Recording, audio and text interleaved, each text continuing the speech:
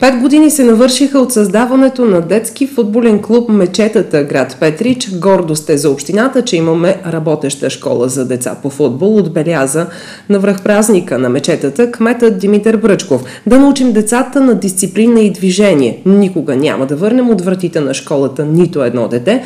Това увериха от спортно-техническото ръководство на детски футболен клуб Мечетата. Вижте и картина от празника в събота. 180 деца към момента тренират в школата на футболен клуб Мечетата. Около 300 общо са преминали от създаването на клуба преди 5 години. Двама от младите таланти вече се обучават в школата на ЦСК. Тази е равносметката на спортно-техническото ръководство на клуба на връх малкия юбилей. Създадохме детски футболен клуб Мечетата, защото в 90-годишната история на футбола в Петрич не е имало възможност за развитие на детския футбол. В началото приемахме деца на възраст от 4 до 7 години. Сега школата се разраства и при нас тренират момчета до 15 годишна възраст, посочи Ивайло Стоянов. Беше точно преди 5 години, точно бях назначен за съдия на финала за Купата на България и си коментирах с моя асистент Венци Гаврилов, който е собственик на най-голямата школа лъвчетата в страната, и тогава ми хрумна идеята да се съберем и ние. И още на първата сбирка имаше около 50 деца, което така ме накара да си мисля, че градът наистина има нужда от нещо подобно. Интересът през всички тези години на децата нарасна ли?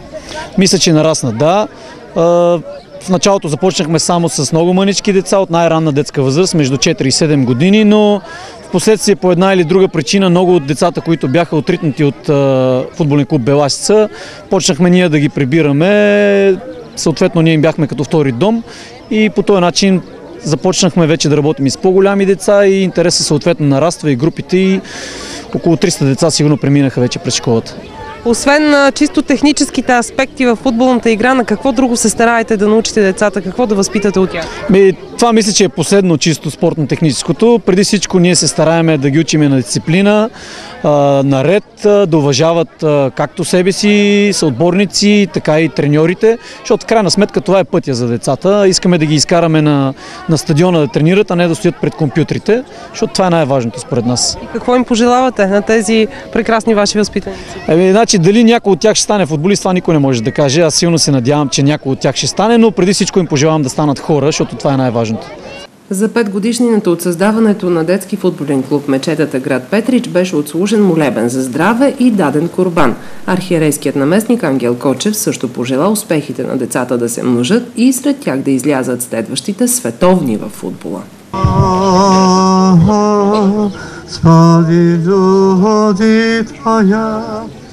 I błogosławionostojannie Twoje powiedzi, prawosławnemu bogaskiemu narodu.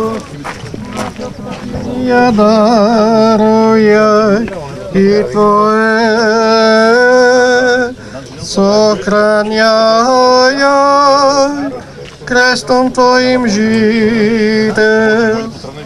Кметът на общината Димитър Бръчков подчерта значимостта на детските спортни школи за възпитанието на подрастващите в дисциплина, отговорност и любов към спорта. Градоначалникът подари поздравителен адрес и плакет на община Петрич на детски футболен клуб Мечетата.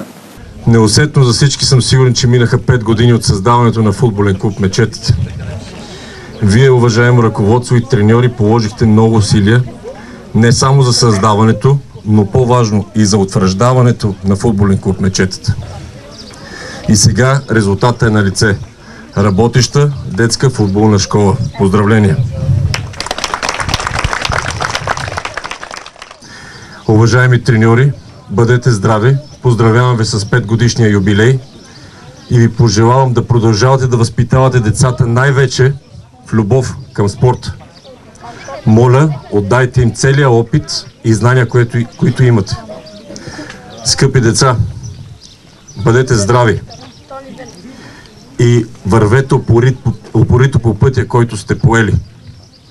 Защото, както и господин Стоянов каза, вие преди всичко трябва да станете хора. Сигурен съм, че знанията натрупани в тренировките ще ви бъдат от полза и в живота, и в професията. Дай Боже да се поздравим с именити футболисти от всички вас. Накарайте ме да се гордеем. Честит ви празник! И И най-вълнуващият момент от церемонията – тортата за 5-годишният рожден ден на детски футболен клуб Мечетата събра погледите и емоциите на подрастващите футболисти. Happy birthday to you. Happy birthday to you. Happy birthday, happy birthday, happy birthday to you. Happy birthday to you. Happy birthday to you. Happy birthday, happy birthday, happy birthday to you. Христо, защо играеш футбол? Защото ми е най-любимия спорт. Искаш ли да станеш футболист? Определено. Определено. А имаш ли си любим състезател? Меси. Лео Меси? Да. Как преминава една тренировка на футболен клуб Мечетата? Ще ми разкажеш ли? Много интересно. Определено. Защо играеш футбол? Защото ми хареса спорт. Трудно ли се тренира футбол? Не, свикваш. А за да си добър на терена, какво е най-важно? Да имаш желание. Имаш желание. Ти имаш ли любим футболист? Да, Кристиано Роналдо. Защото този спорт много го обичам и така. Какви качества трябва да притежава един човек, едно момче, за да бъде добър футболист? Според теб? Трябва да има много желание да има борбен дух. Пак ви благодаря на всички, които дойдохте. Трудни ли са тренировките? Не чак толкова забавни са повече. Любим отбор и футболист имаш ли? Любим отбор Барселона, футболист Лео Меси. Добре дошли. Другата седмица родените 2001-2002 година от детски футболен клуб Мечетата имат специална покана да присъстват на церемонията по награждаването на шампиона Лудогорец. Веднага след това ще играят приятелска среща с местния детско-юношески клуб.